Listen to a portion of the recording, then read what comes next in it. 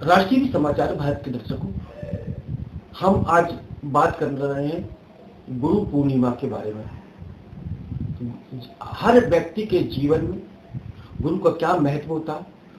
गुरु कई प्रकार के गुरु होते हैं, मैं आपको बता दूं, तो आप ये सोचें कि गुरु की हम बात कर रहे हैं तो गुरु एक आध्यात्मिक गुरु होता है, एक शिक्षित गुरु होता है। हालांकि दोनों का अपना अपना समय के अनुसार एक बहुत बड़ा महत्व है, लेकिन हम जिस विषय पर बात कर रहे हैं, जिन गुरुओं की बात कर रहे हैं, वो है आध्यात्मिक गुरु। तो इस गुरु पूर्णिमा के अवसर पर हमारी विशेष खबर होगी, और ये खबर की जो प्रमुख मार्गदर्शक होंगे गुरु के बारे में जो हमारे लिए बताने जाएंगे, उनका नाम है श्री गोवत्स पंडित अंकित कृष्ण तेनगुरिया बटुक जी महाराज, जो कि आप सभी ने नाम सुना हुआ। कम उम्र के द्वारा इन्होंने भारत नहीं पूरे देश दुनिया में अपनी नाम की ख्याति प्राप्त की है। तो हम गुरु पूर्णिमा के अवसर पर गुरु के जीवन, मानव के जीवन में गुरु का क्या महत्व होता, तो हम आपको अब मिल रहे हैं, जिनका बड़ा प्यारा सा नाम है बटुक जी महाराज। तो आप उनके मुखार बिंद से सुने गुरु की महिमा, गुरु के बारे में, गुरु क्या कृपा होती है। गुरु अगर किसी को मिल जाता है तो गुरु फिर आदमी के जीवन में किस तरीके से प्रगति होती है, उन्नति होती है, और उसका दिन रात किस तरीके से बदलता है। तो गुरु के बारे में हम जानेंगे।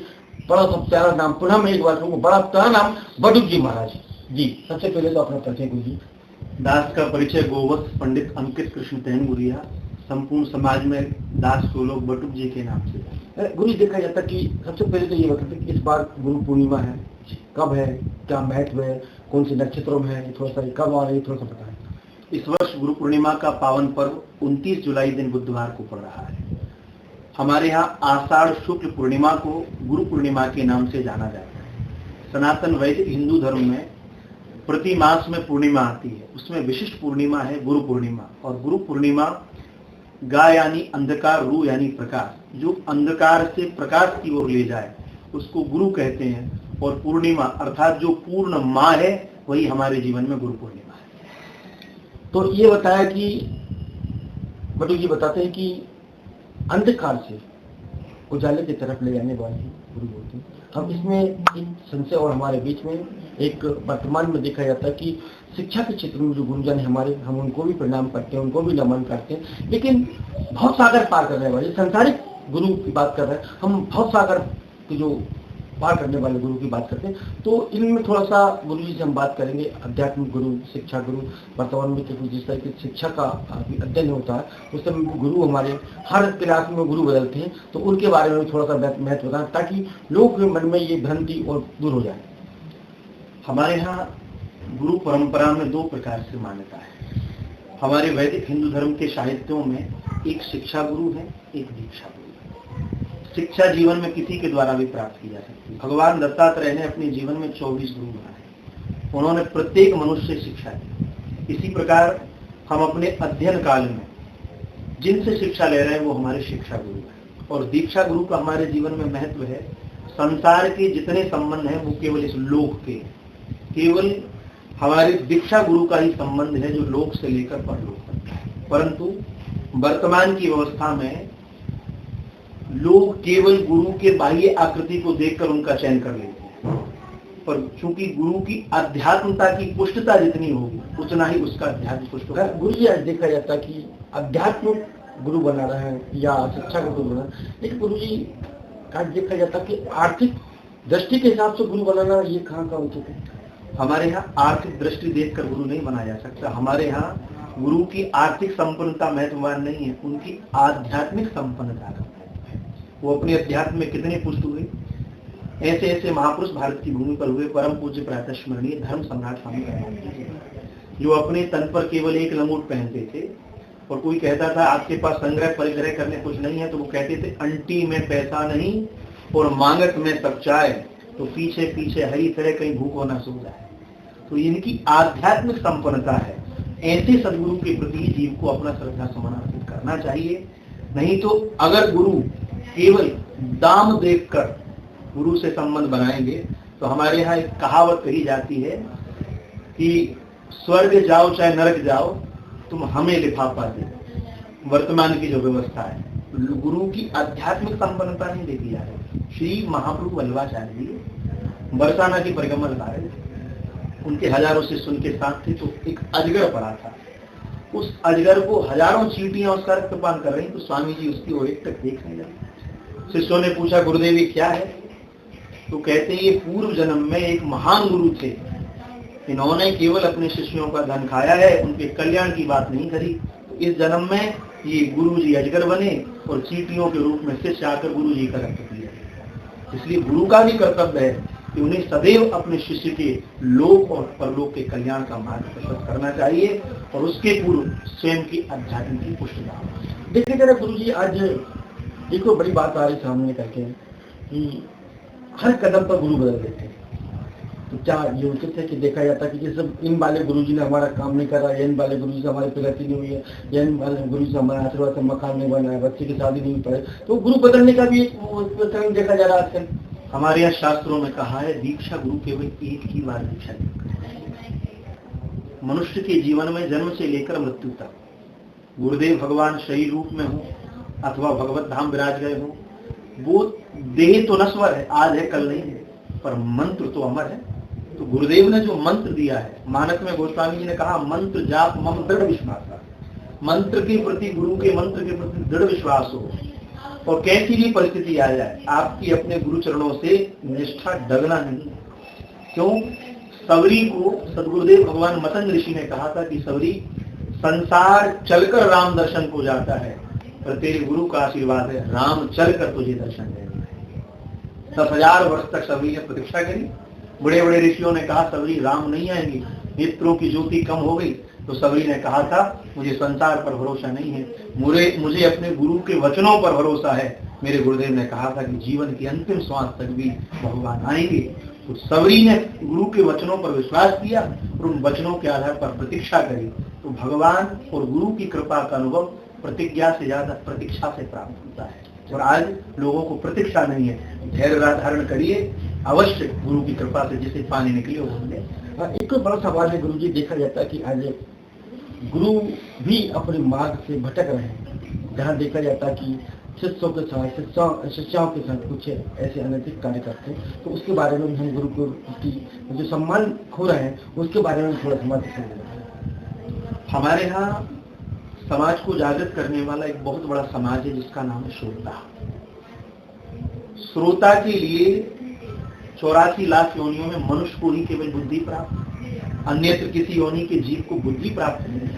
सिंह में बल है, हाथी में बल है, पर उनमें विवेक और बुद्धि नहीं है। केवल मनुष्य ऐसा है जिसमें बुद्धि है। तो हमारे यहाँ कहा जाता है कि विवेक की जागृति, हमको गुरु का चयन भी विवेक से करना है। हमारे यहाँ लिखा है बिनु सत्संग विवेक न हो, राम कृपा बन सुलभ न सोई। अब विवेक जगेगा तब हम सत्य और असत्य का चयन कर पाएंगे। ऐसे सदगुरु आज वर्तमान में आपने चर्चा करी, ऐसे ऐसे गुरु प्रकट हो रहे हैं, क्योंकि उनकी ना तो कोई परंपराएं हैं। हमारे यहाँ जगत गुरु महाराज रामानंदाचार्य, रामानुजाचार्य, वल्लभाचार्य, मार्काचार्य, शांकर परंपरा, ये सब परंपराएं। और हमारे यहाँ कहा जाता है वंदे गुरु परंपरा। आज हम आपके सामने बैठे हैं तो हमारे गुरुदेव की पीछे भी तो परंपरा है। हमारे कुछ गुरुदेव हैं, उनकी परंपरा में कौन है? तो उस परंपरा को प्राप्त गुरु है कि आज समाज चाहता है कुछ अलग हो तो अपनी परंपराओं का पालन नहीं करना। कबीरदास जी ने क्या कहा है, भक्तों कभी ना छोड़िए निज पुरखन की रीत, बराबरी से कीजिए बैर विवाह और प्रीत।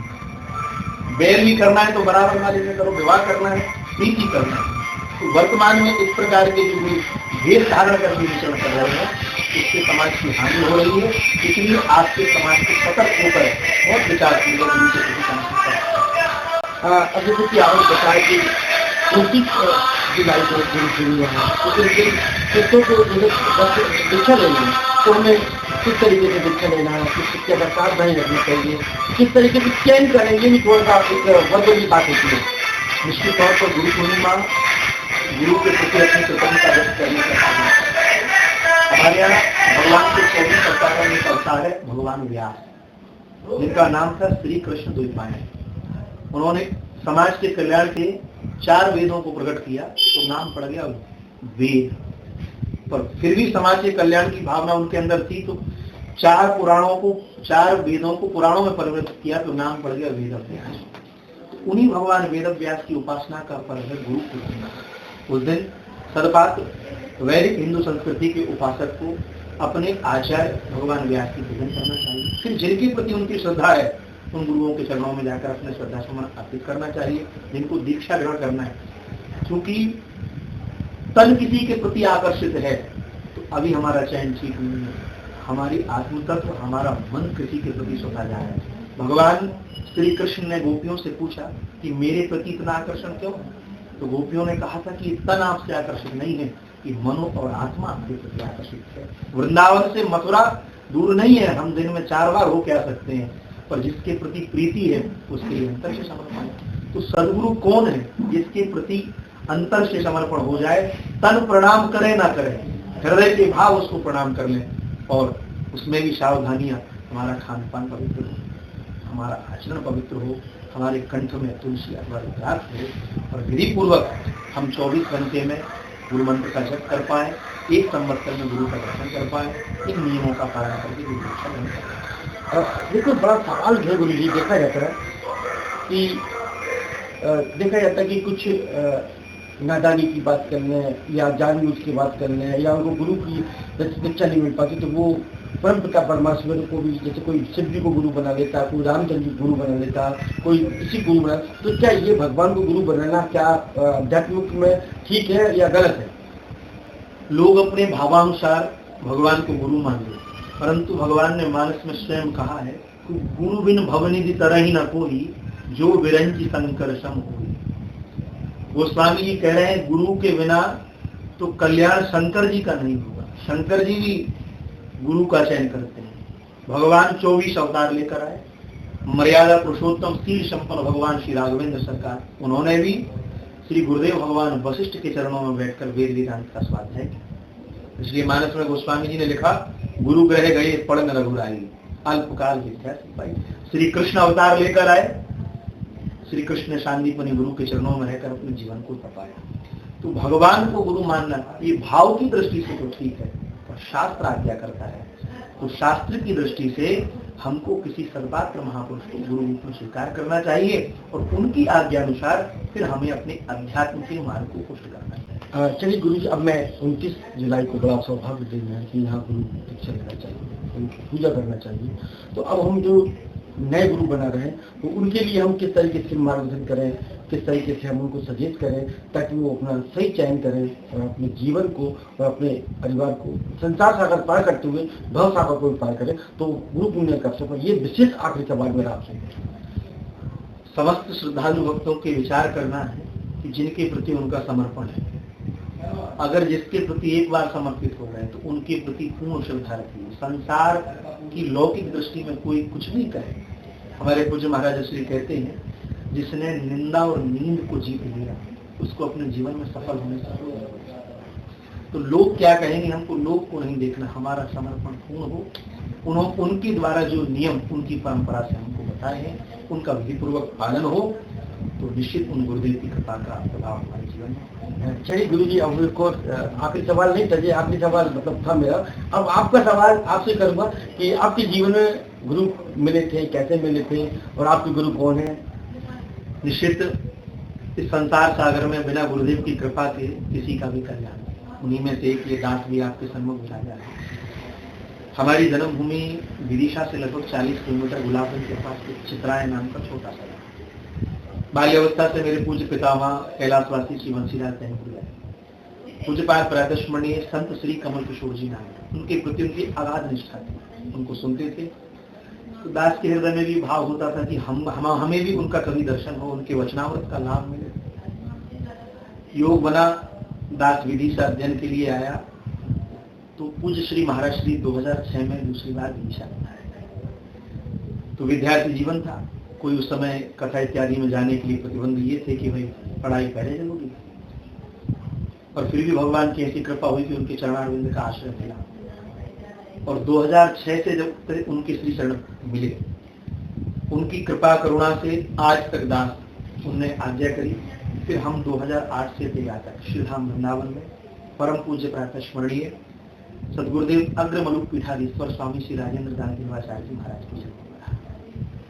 तो पूज्य गुरुदेव कमल किशोर जी नानक जी के जीवन में अत्यंत कृपा है। उनकी कृपा से दास के जैसा एक छोटा सा अकिंचन हम भी एक दो अक्षर कह रहे हैं कि निश्चित महाराज जी की कृपा का प्रताप है और हम सबसे आपके माध्यम से। क्या ये मानिए कि आज कम उम्र में आपने जो ख्याति प्राप्त की है वो गुरु की कृपा है? बिल्कुल बिल्कुल, हमारा इसमें अपना जीवन में लेस मात्र भी कुछ नहीं है, इसमें केवल पूज्य श्री। अच्छा, गुरु की कृपा से आपने जो पहली बार कहीं भागवत कथा की होगी तो कैसा महसूस किया होगा आपने? श्री महाराज जी के चरणों में दास ने प्रणाम किया। चैत्र नवरात्र 2013 में दास ने प्रथम कथा जब करी तो श्री महाराज जी का आशीर्वाद दिया। तो जीव अपनी इच्छा से कुछ भी नहीं कह सकता। व्यास पीठ के संबंध में कहा गया है व्यासाय विष्णु रूपाय, वो साक्षात भगवान नारायण की पीठ है। उस पर बैठकर ये अनुभव हुआ कि हम अपने बल से कुछ भी नहीं कह सकते, जो कुछ कह रहे हैं श्री गुरुदेव की कृपा से। तो ये देखिए, आपने सुना बड़ा प्यारा नाम है बटुक जी महाराज, तो उन्होंने बाकी बात तो मुझे बहुत थोड़ा बहुत ज्ञान है वो तो मैं समझ गया, लेकिन गुरु जी ने यहाँ पर तीन बातें बड़ी महत्वपूर्ण की। सबसे पहले तो उन्होंने बताया कि जब कोई गुरु रास्ते से जा रहे थे परिक्रमा करने के लिए तो एक अजगर कोई मृत अजगर हो जाता है, उसको चींटियां खा रही होती, तो उन्होंने वहां बताया, उनके शिष्यों ने पूछा कि ये अजगर क्यों पड़ा हुआ है और यहाँ पर चींटी क्यों पड़ी, तो उन्होंने बताया कि ये गुरु थे कभी किसी शिष्यों के, तो उन्होंने गुरु जी ने शिष्यों के लिए सही तरीके से मार्गदर्शन किया, उनको उतारने के लिए कोई मतलब रास्ते में दिखाया, तो उनका आज इस तरीके से अजगर बनना और शिष्य उनको इस तरीके से काट रहे हैं या उनका खून चूस रहा है या मांस खा रहा है, तो ये उन्होंने एक चीज है। दूसरा, गुरु का जीवन में मतलब इन्होंने बताया कि सबरी माँ आपने सबने सुना होगा, रामायण के अंदर सबरी माँ ने भगवान रामचंद्र जी का इंतजार किया था और उन्होंने कहा था कि मेरे राम आएंगे, तो उन्होंने राम के लिए 10,000 वर्ष तपस्या की, आंखों की रोशनी चली गई, झुर्रियां पड़ गई चेहरे पर, लेकिन उन्होंने अपना विश्वास नहीं खोया था, ये गुरु जी का कहना। और भगवान श्री राम आए थे और इसीलिए ये गाना बनाया, राम आएंगे तो मेरी झोपड़ी के बाग खुल जाएंगे, ये सबरी मार्ग पर भी गीत करता है। दूसरा, उन्होंने बताया कि गुरु के बिन किसी प्रकार का कोई आदमी व्यक्ति प्रगति नहीं कर सकता। अब एक और चीज उन्होंने बताई कि आज देखा जाता है कि आध्यात्मिक गुरु अलग है, शिक्षा और दीक्षा के गुरु अलग अलग है, लेकिन कुछ लोगों का ये भी मानना रहता है कि वो किसी पर गुरु विश्वास नहीं करते, तो कभी शंकर भगवान को गुरु मान लेते हैं, कभी भगवान श्री रामचंद्र जी गुरु मान लेते हैं, या कभी किसी गुरु मान लेते। तो ऐसा भगवान ने भी कहा, गुरु मतलब बड़ी जी महाराज बताते हैं कि भगवान ने भी स्वयं कहा है कि गुरु के बिन ज्ञान प्राप्त नहीं होता। भगवान शंकर जी के भी गुरु थे और भगवान रामचंद्र जी के भी गुरु थे, हालांकि दोनों एक दूसरे को अपना अपना गुरु मानते हैं, लेकिन गुरु आपके जीवन में बहुत जरूरी है। लेकिन गुरु पर संपूर्ण विश्वास रखना, यही आपका एक विश्वास होगा और यही एक पारस होंगे जो आप आध्यात्मिक दृष्टि से तो पार कराएंगे, लेकिन भव सागर भी पार कराएंगे। तो हमारी खबर थी गुरु पूर्णिमा जो कि 29 जुलाई को है, बाकी गुरु जी ने बटुक जी महाराज जी ने बता दिया। तो आज हमारे साथ तो बटुक जी महाराज जी जुड़े हुए थे, जो कि कथावाचक हैं, जिन्होंने कम उम्र में बहुत कुछ नाम कमाया। तो इन्होंने बताया कि इनके गुरु जी गो भक्त कमल किशोर नागर जी का नाम आपने सुना होगा।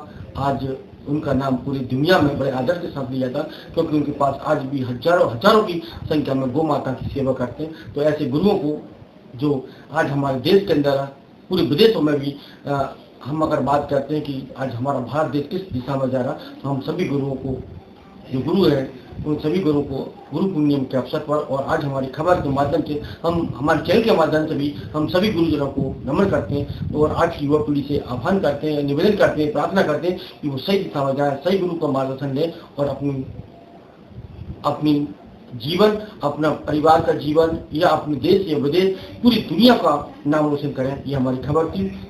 अब गुरु पूर्णिमा के अवसर पर देखें आप पूरी खबर। मैं विदिशा से राज टीवी समाचार भारत के लिए कमल ठाकुर।